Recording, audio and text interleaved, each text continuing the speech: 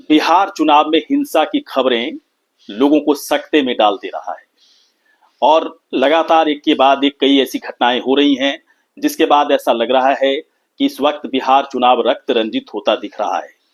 लेकिन कई तरह के सवाल भी उठ रहे हैं। अगर मोकामा हत्याकांड की बात करें, मोकामा हत्याकांड में दुलार चंद यादव नाम के एक व्यक्ति की हत्या कर दी गई और इस हत्याकांड का पूरा जो ठीकरा है, पूरा जो आरोप है वो अनंत सिंह, जो वहां से जनता दल यूनाइटेड के टिकट से उम्मीदवार है, उनके ऊपर डाला गया है। एफआईआर भी कर दी गई है और अनंत सिंह कह रहे हैं कि उन्होंने इस हत्याकांड को अंजाम नहीं दिया। इस हत्याकांड के अगर पूरे सिरे को देखने की कोशिश करें, दुलार चंद यादव के हत्याकांड को, तो कई चीजें सवालों के घेरे में आ रही हैं। सवालों के घेरे में इसलिए कि ऐसा लग रहा है जैसे मोकामा में भूमियार और यादव, चूंकि दुलार चंद यादव यादव समाज से हैं, अनंत सिंह भूमियार समाज से हैं, तो यादव और समाज के बीच में झगड़ा या मनमुटाव कराने की कोशिश हो रही है और इसका फायदा कोई और उठाना चाहता है। कई लोग ऐसा कह रहे हैं, जो स्थानीय वहां पर पत्रकार हैं, उनसे भी हमारी बातचीत हुई, कई लोकल लोगों से बातचीत हुई, तो समझने की जो कोशिश की गई है उसके मुताबिक तो यही लग रहा है कि सारी चीजें एक साजिश के तहत की गई है और इसका पर्दाफाश बिहार पुलिस की तरफ से की जानी चाहिए। कई ऐसी चीजें हैं जो बहुत ही गौर करने वाली बात है और इन बातों को अगर ध्यान से देखा जाए तो साफ तौर पर लगेगा कि इस हत्याकांड के पीछे कोई और ही है। अनंत सिंह यदि कह रहे हैं कि उन्होंने इस हत्याकांड को अंजाम नहीं दिया, तो उनकी बातों में थोड़ा सा दम दिखता नजर आ रहा है। क्यों दिख रहा है? ये बहुत सारी चीजें आपको समझ में खुद दो चार बातों का अगर हम लोग चर्चा करें तो खुद ब खुद ये चीजें समझ में आ जाएगी। पहली बात, जब दुलार चंद यादव की हत्या होती है, इसके बाद पहली बार अनंत सिंह मीडिया के सामने आते हैं, उनसे पूछा जाता है कि क्या वहां पर हुआ था, झड़प हुआ था, तो बहुत ही अनंत सिंह बहुत ही अपने तरीके से बोलते हुए नजर आ रहे हैं कि देखिए 35-40 गाड़ियां थी, हम लोग वहां से निकल चुके थे, 10 गाड़ियां पीछे रह गई थी, उन गाड़ियों के साथ है ना, उन गाड़ियों पर हमला किया गया, तोड़फोड़ की गई, मारपीट भी की गई होगी। फिर किसी ने पूछा कि क्या घटना हो गई, पता है तो कौन सी घटना, क्या हुई है, किस तरह की बात हुई है।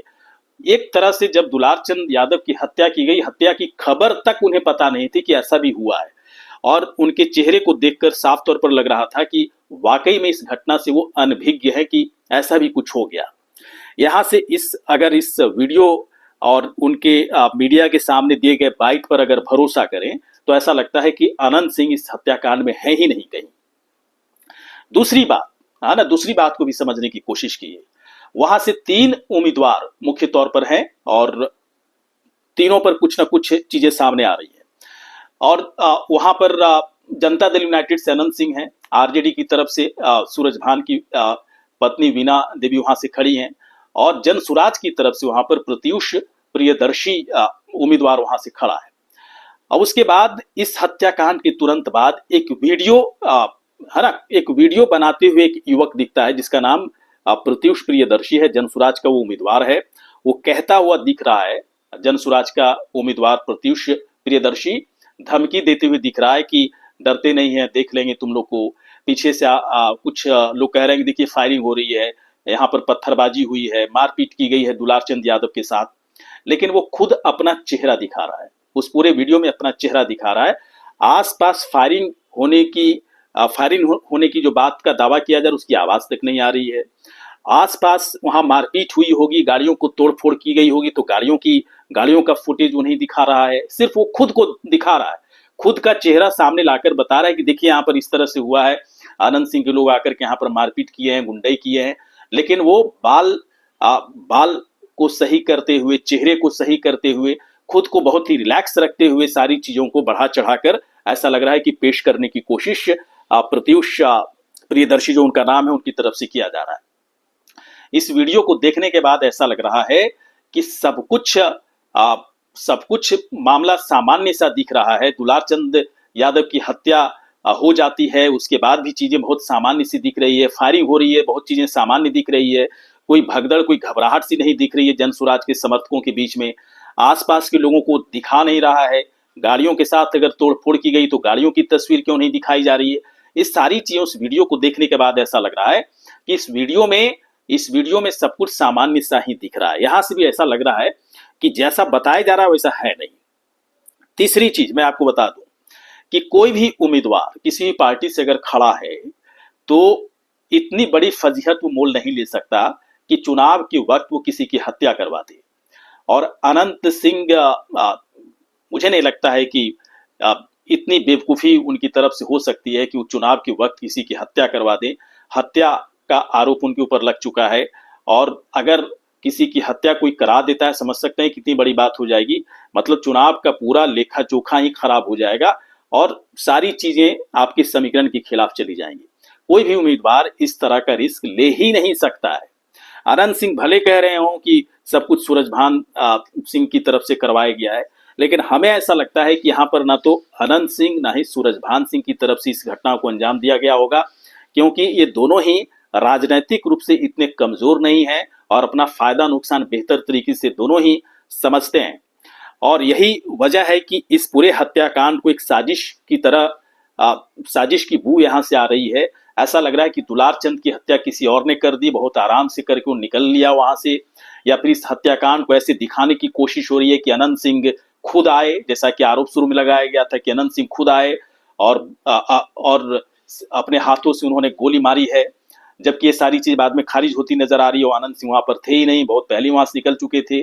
तो हमें ऐसा लगता है कि बहुत ही बनावटी बातें की जा रही। इस हत्याकांड के पीछे एक बड़ी साजिश पहले से रची गई होगी, या फिर अचानक एक साजिश को रचने की कोशिश हुई कि क्यों ना दुलार चंद यादव की हत्या कर दी जाए और इस पूरे इलाके में यादव और भूमियार के बीच में मनमुटाव पैदा करने के बाद इसका बड़ा फायदा उठाया जा सके। इसका फायदा किसको होगा, ये बहुत समझने वाली बात है, बहुत आसानी समझा जा सकता है।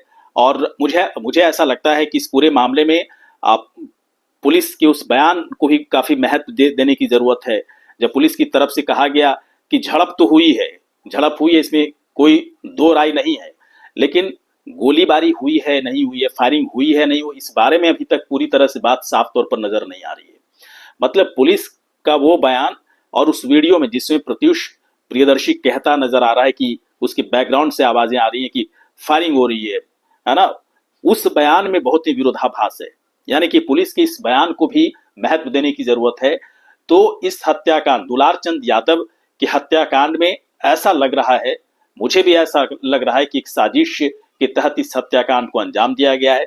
अनंत सिंह को फंसाने के लिए ऐसा किया गया है और अनंत सिंह को इस हत्याकांड की जानकारी भी नहीं थी, बाद में उन्हें पता चला कि ऐसा कुछ हो गया है, इस बात को समझा जा सकता है।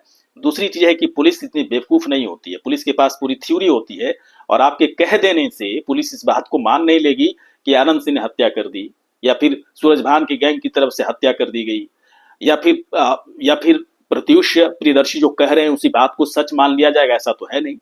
पुलिस पूरी थ्योरी से काम करेगी और पुलिस भी इस बात को लेकर उलझन में जरूर होगी कि बातें जो कही जा रही थी और जो चीजें दिख रही हैं उससे बहुत ही अंतर है, डिफरेंस है।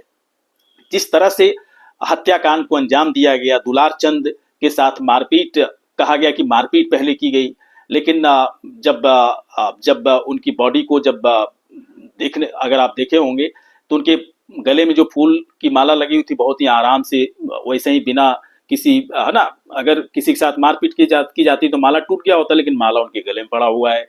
और उनके शरीर पर किस तरह का कोई चोट का निशान भी, ऐसा कुछ अभी तक तो खबर नहीं आई है कि चोट के निशान हो, बहुत भारी तरीके से मारा पीटा गया हो। किसी ने बस चुपके से, है ना, किसी ने ये अपना काम अंजाम दे दिया।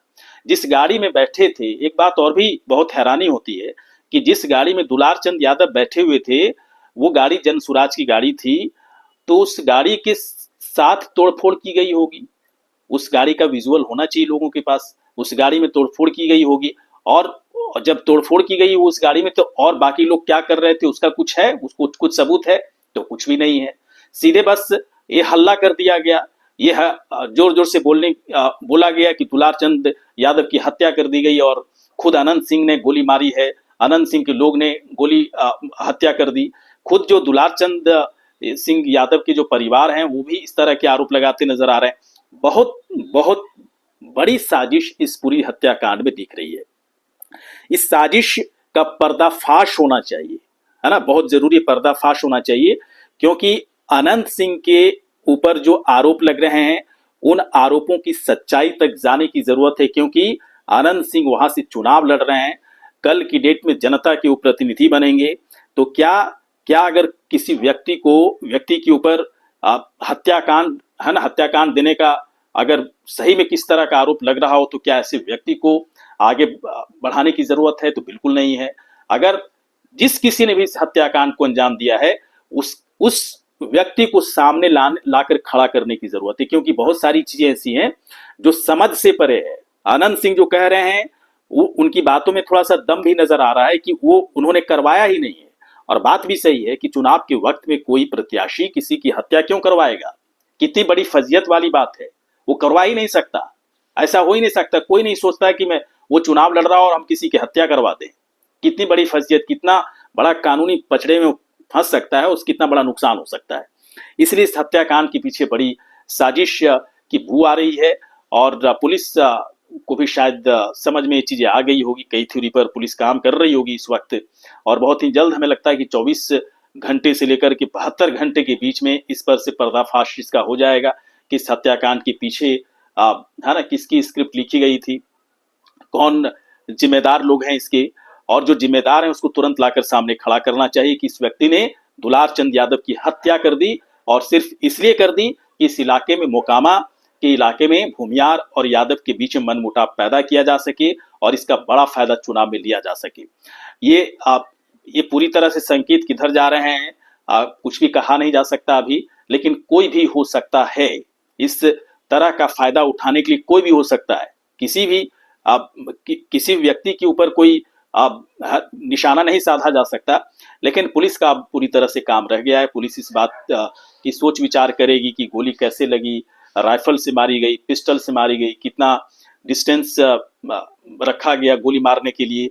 दुलार चंद यादव के बारे में अगर हम आपको बताएं तो दुलार चंद यादव खुद भी बहुत बड़े अपराधी उस इलाके के माने जाते हैं।